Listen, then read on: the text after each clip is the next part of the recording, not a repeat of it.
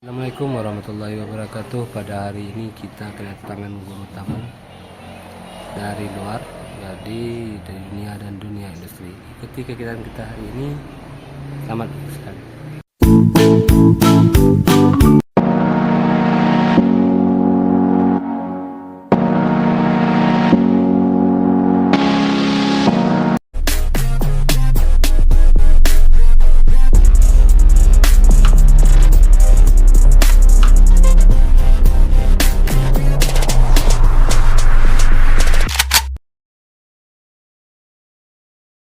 Di ruangan kita ini, di sekolah yang kita cintai ini, tentunya kita berharap semuanya menjadi keberkahan untuk kita semua, sehingga ada manfaat yang bisa kita ambil hari ini. Ya, oke. Saya tahu di dalam sini tidak semuanya tata boga, meskipun tadi awalnya adalah kita memberikan materi tentang handling, ya, keamanan pangan, keamanan makanan. Ini tetap kita sampaikan, tetapi kita sisip dengan hal-hal lainnya. Nah, bagi yang non tata boga nanti mengikuti, ya, bisa kira-kira? Bisa. Oke. Saya setuju nih, Bu, dengan hal seperti ini. Saya di kelas manapun, termasuk UMP yang saya ajar juga begitu, sebagai presentasi, saya selalu bilang ke mereka, handphone tolong tidak dipakai. Ketika saya lagi ngajar, handphone Anda bunyi, pilihannya cuma dua, Anda yang tinggalkan kelas atau saya yang tinggalkan kelas. Pilihannya cuma dua. Biasanya saya yang tinggalkan kelas. Saya tidak akan permisi, mohon maaf ya, saya nggak akan bilang begitu. Kita lagi bicara begini, tangking tuh bunyi handphone belakang itu, saya akan langsung matikan laptop, saya keluar tanpa bicara apapun. Silahkan you mau lapor kemana, nggak ada masalah. Ya, kenapa begitu? Karena orang sukses itu memang digemblengnya kuat dari awal. Bisa main-main, ya. Kalau bisa setiap hari mau begitu, keren. Ya, karena memang lebih menarik yang ada di handphone itu daripada yang ada di bulunya. Itu rata-rata. Ya. Dan kalau situasi karena bahasa Inggris, Pak, bahasa Inggris itu mudah untuk diucapkan ketika kita paham. Ya, coba bilang I love you.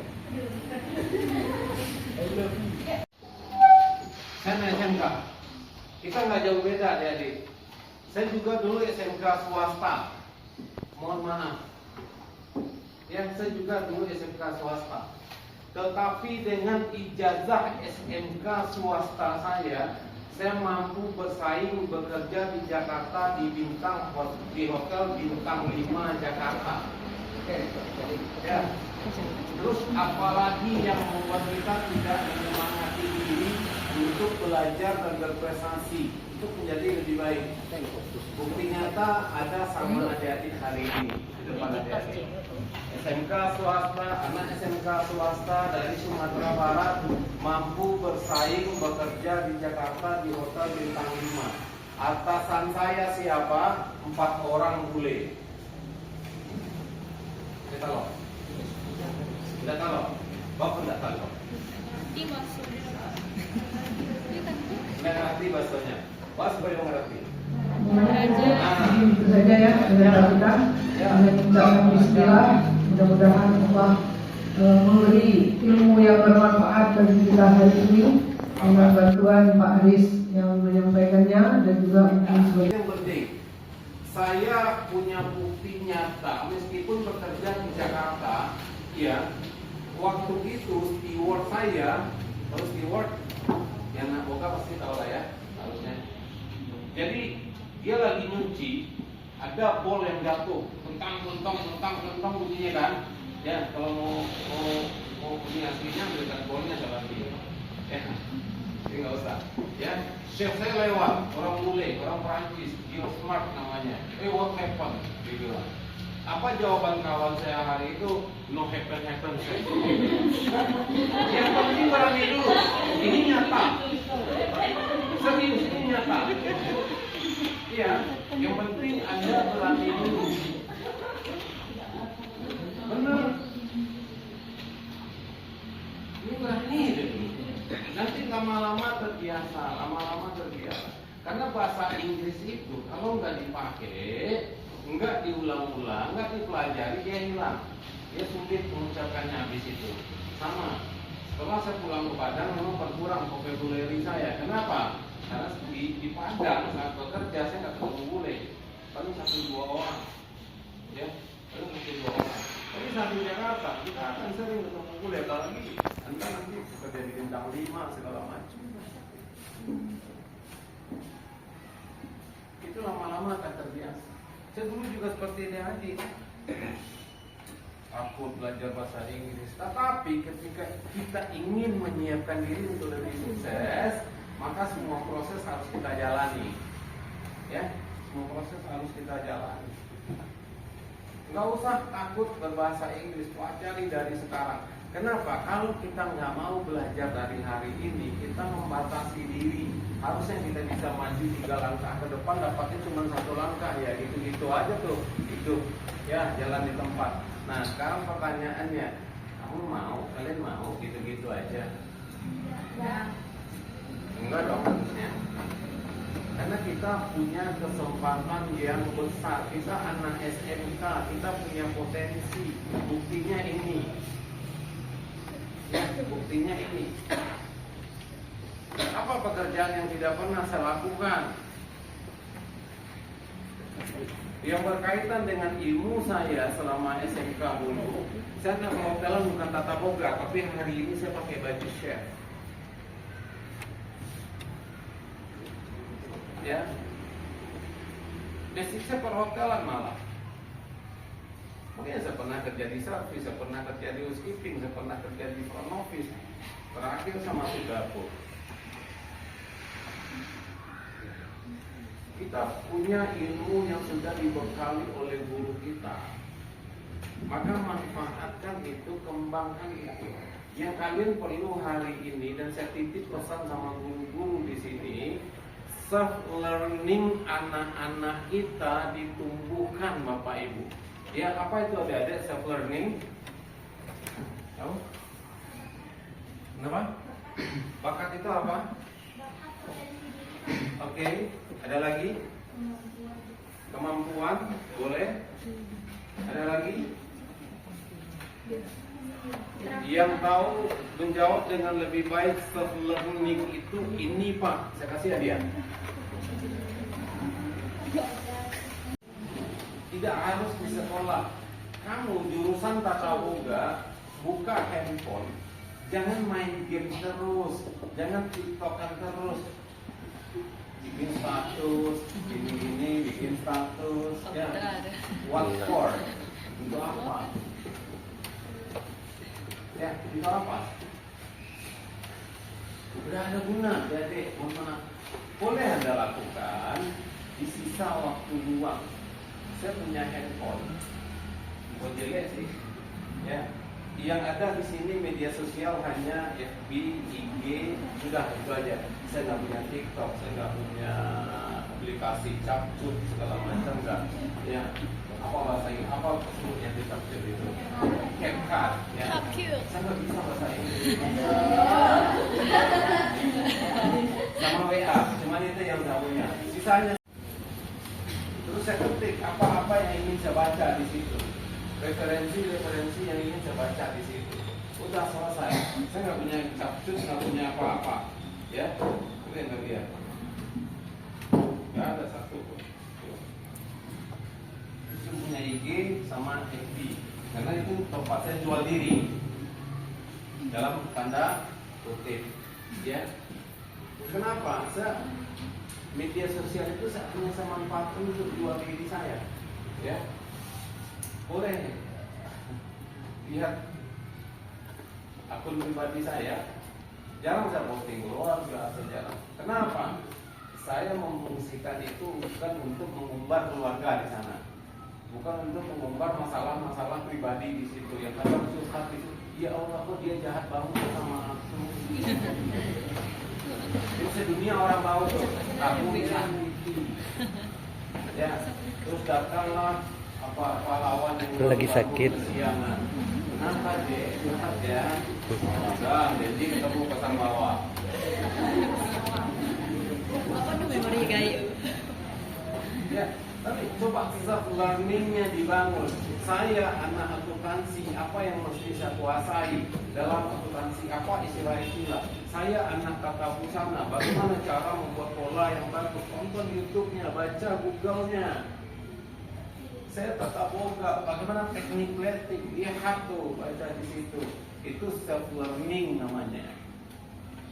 Tanpa kalian harus selalu belajar di sekolah. Sisa-sisa waktu di luar sekolah itu manfaatkan. Kalau kalian mau jadi orang, itu tekniknya. Paham? Kira-kira bisa diterima? Ya. Jadi saya anak SMK swasta. Sekarang sekolah saya udah tutup, Bu. Udah tutup adik-adik sekolah saya itu. Nggak ada lagi sudah. Ya, nggak ada lagi sudah sekolah itu. Tetapi dia meninggalkan alumni yang mohon maaf ya, yang sampai sekarang masih eksis. Banyak kok yang ratingan saya di atas saya itu yang sudah jadi GM segala macam, ya jadi manajer, jadi supervisor. Banyak. Nah pertanyaannya, kok bisa sih Pak anak SMK bisa seperti itu gitu loh? Ya, kok bisa? Karena self learningnya tinggi, itu harus kalian lakukan. Keinginan saya belajar, keinginan saya berkembang itu tinggi. Mohon maaf Bapak Ibu guru semua, adik-adik semua, motivasi untuk Anda. Saya tamat tahun 2000, sudah lah ya. Sudah lahir. Di mana waktu itu? Kandungan itu. Lahir ya, sudah tamat sekolah ya. Saya tamat tahun 2000 adik. Kemudian saya bekerja. Ya. Saya ceritakan pahitnya hidup dulu. Mudah-mudahan jadi motivasi untuk adik-adik. Saat saya lulus sekolah, saya ngambil ijazah, orang tua saya nggak punya uang. Padahal waktu itu bayar ijazah di sana ngambilnya hanya 35.000. Hari ini saya beli rokok Marlboro 50.000 sebelum. Cuman 35.000, tapi orang tua saya nggak punya uang. Ya, nggak punya uang. Terus apa yang saya lakukan? Saya cari pekerjaan, dapat waktu itu sebagai tukang cuci mobil travel Pekanbaru Padang. Jam 2 malam mobilnya masuk, jam 2 malam saya cuci. Sore mobilnya masuk, sore saya cuci. Pagi mobilnya nyampe, pagi saya cuci. Untuk apa? Karena kalau ijazah ini nggak saya ambil, ilmu saya nggak berguna, saya nggak akan bekerja. Saya bilang. Ya. Kemudian saya doa sama Tuhan, terima kasih saya rezeki. Saya ambil ijazah saya, biar saya bisa bekerja sebantu orang tua. Alhamdulillah adik-adik, seminggu saya di situ dapat uangnya. Ya, dapat uangnya. 35.000 itu terkumpul uangnya, saya langsung ke sekolah. Ya, saya ambil ijazah saya bawa pulang. Terus saya doa sama Tuhan, Tuhan berikan saya kesempatan bekerja agar saya bisa membantu orang tua saya, meringankan beban orang tua. Jangan kalian berdoa sesekali, ya Allah kasih saya pekerjaan gaji besar, bisa beli iPhone 14, bisa ke Malaysia. Jangan itu yang kalian doakan. Ya, kasih saya kesempatan bekerja, saya bisa bantu orang tua. Hari ini saya ambil ijazah, besok diambil, saya turun di surat lamaran satu lamaran pekerjaan. Jam 9 pagi saya turun dari rumah, jam 1 siang saya bekerja. Semua Tuhan mudahkan ketika kita punya keinginan. Ya, punya keinginan. Saya bekerja dan segala macam, akhirnya saya pindah ke Jakarta, mencoba karir di situ dengan tetap ijazah SMK tadi. Saya bisa masuk bintang 5. Atasan saya 4 orang bule, 2 orang Prancis, 1 orang Australia, 1 orang Inggris. ya, 1 orang Inggris. Nah kemudian apa yang terjadi? Saya bekerja, saya pengen jadi orang, saya bilang. Makanya mohon maaf itu dulu, yang program BNW hari ini oleh pemerintah 10 menterinya ada, saya sudah lakukan itu. Ya, saya bilang sama atasan saya, karena saya berpikir kalau saya hanya stuck di SMK sini, saya nggak jadi orang nanti. Saya bilang begitu pada diri saya. Jadi saya bilang sama atasan, chef saya izin diberi waktu untuk kuliah. 4 tahun tertolak bu. 4 tahun adik-adik, chef saya tidak approval untuk kuliah. Tetapi lagi-lagi Tuhan bermain di situ. Ketika kita ingin menjadi orang, Tuhan berikan jalan. Akhirnya apa? Saya bisa kuliah dengan satu produk. Setelah 4 tahun tertunda, tahun kelima saya baru bisa.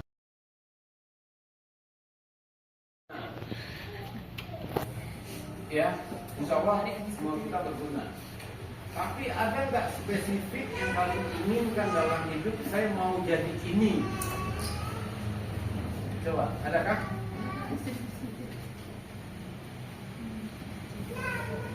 Kamu sebenarnya? Gendis Pak. Gendis. Gendis. Kamu mau jadi apa? Saya mau jadi chef terkenal di bintang 5 atau di mana? Itu spesifik. Saya mau jadi orang berguna. Emang selama ini kamu gak berguna gitu? Ketika hari aja. Enggak kan? Enggak. Kita semuanya berguna. Tetapi secara spesifik kita mau jadi apa? Itulah mapping life. Dan ini yang saya buat dulu. Alhamdulillah. Ya, alhamdulillah berhasil. Memang gak seluruhnya akan tercapai. Ya, tetapi paling tidak tujuan saya jelas. Ini yang harus adik-adik lakukan.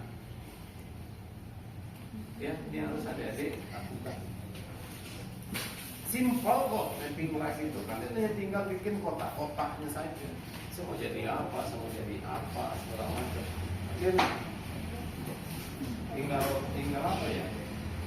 Tinggal baca setiap hari, doa setiap hari.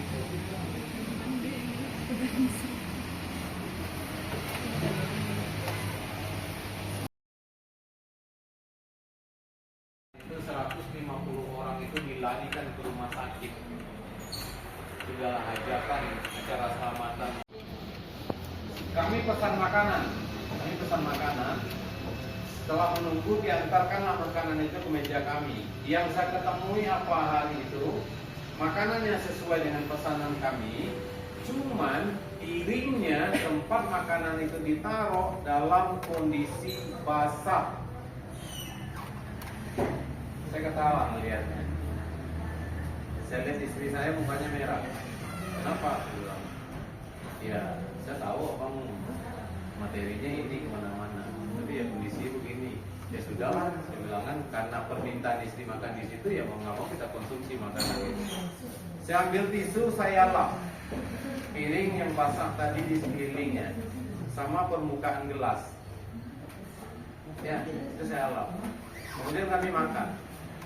Hari sekitar jam 9 ya, morning biasa agak malaman dikit makannya. Nah, kan kita mau muter-muter gitu maksudnya. Terus apa yang terjadi? Kita makan setengah 2 malam. Istri saya mencret-mencret. Tadi hari apa?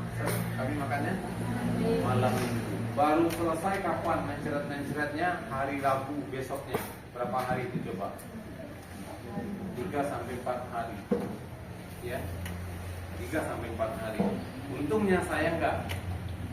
Ya karena fisik atau daya tahan tubuh mungkin ya yang bertahan sehingga saya enggak mencret hari itu. Istri saya 3-4 hari baru selesai gara-gara makanan tadi.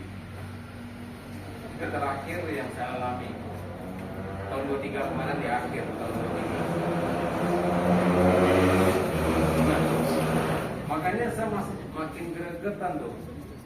Food safety itu seperti apa? Saya training sana kemari, saya belajar sana kemari. Mohon maaf adik-adik, saya bayar Zoom meetingnya untuk belajar, untuk training online segala macamnya. Ya, saya pengen dalam. Nah Nah itulah yang kita sharing hari ini adik-adik kepada adik-adik semuanya. Ya, terutama yang bagi boga, yang lain nanti juga boleh mengikuti karena kita sama-sama mengkonsumsi makanan. Ya, ketika makanan itu tidak sehat, mau anak tata busana, mau anak akuntansi, mau anak apa, tetap akan mendapatkan peluang yang sama keracunan makanan yang kita berikan. Nah, kita kembalikan ke materi. Food handling itu apa? Secara bahasa handling itu memegang, menghandle. Tetapi dalam bahasa terjemahan yang lebih simpel adalah penjamah makanan. Tahu penjamah maksudnya apa? Jamah itu apa? Dipegang. Jadi saat kita mengolah makanan itu kan dipegang ya makanannya, ya. Nah, agar makanan itu sehat pada akhirnya, maka salah satu hal yang harus diperhatikan adalah orang yang memegang makanan itu atau proses-proses yang dilakukan saat mengolah makanan. Itu yang harus diperhatikan. Kenapa? Kalau mau berat teorinya dalam food safety management system adik-adik, gurunya mohon di copy, ya. Hygiene sanitasi itu persyaratan awal paling rendah. Good manufacturing practice itu level kedua. Hazard analysis critical control point HACCP itu level ketiga. Tiga ini menunjang food safety management system. Ibaratnya meja, tiga ini adalah kakinya. Meja ini baru akan bisa kita taruh barang kalau kakinya kuat. Meja ini nggak akan bisa kita taruh laptop kalau kakinya patah, nggak kuat. Kan begitu ya, Bapak Ibu? Maka ini yang harus dikeluarkan dulu. Tiga ini dirumuskan, disederhanakan kepada mana? Food handler atau food handling. Agar apa? Pencegahan pertama adalah pada orangnya dulu. Itu yang dilakukan. Nah, makanya kita sebagai orang tata boga, apalagi guru-gurunya, harus memperhatikan sampai ke situ, terjemahkan kepada anak, bekali anak dengan itu, sehingga dia lebih paham. Dia lebih paham. Nah, kalian yang tata boga boleh silakan pahami lebih baik. Nah, kita kembalikan ke yang tadi. Terus apa hubungannya Pak dengan istri Bapak mencret, kemudian tadi makanan itu piringnya basah segala macam, apa hubungannya? Apa kira-kira? Oh iya pasti, nggak mungkin karena dijemur dia basah. Terus? Cara pengolahan makanannya. Nah, cara pengolahan kurang baik. Mungkin dari orang yang sendiri yang mengolah. Oke, ya. Jadi banyak hal, ya. Tapi yang terlihat saat itu, kalau tadi kita bicara orang yang mengolahnya, pengolahannya, kan saya nggak lihat dapurnya, saya nggak lihat dia bikin makanan itu. Tapi hal yang terlihat saat itu adalah piringnya basah. Kenapa itu menjadi sumber keracunan makanan? Karena air itu mengandung bakteri E. coli. Ketika E. coli itu terserap dikonsumsi oleh tubuh pada ambang yang melebihi batas, itulah jadi penyakit. Makanya standar di hotel itu atau dimanapun piring harus dalam kondisi kering. Itu kira-kira, ya. Itu pembukaannya. Kalau pembukaan kan begitu ya. Nah, ini latar belakang pentingnya food hygiene. Ini yang akan kita bahas ya. Tapi saya sampaikan secara simpel saja nanti karena kalau didalami layaknya industri nanti cukup berat materinya. Ya. Referensi adik-adik, Bapak Ibu, untuk food handling itu ada beberapa referensi kita pakai internasional di Food Handler National Environment Agency. Ya, ini tentang keamanan makanan, lingkungan dan segala macam. Kemudian internasional itu satu lagi Food Handling Guidelines of UIC. Ini lembaga apa ya? Kayak sejenis kampus ya, yang memang dia fokus pada pengolahan makanan dan keamanan pangan. Kemudian ada BPOM di situ, ada aturan Bepomnya di sana, kemudian ada dari Permenkes, ya, dari Menteri Kesehatan, kemudian ada dari apa lagi, Menteri Keputusan Menteri di Permenkes itu ada beberapa nomor yang kita pakai di situ, maksudnya. Nah itu semua menjadi dasar keamanan pangan, Bapak Ibu. Ya, itu semua menjadi dasar keamanan pangan. Oke, nah ini dasarnya turun materi-materi kita nanti. Pertama, pentingnya food hygiene. Hygiene itu yang manakah? Ada bisa jawab? Higienis. Oke, artinya apa kira-kira higienis? Bersih, kebersihan. Oke, ada lagi?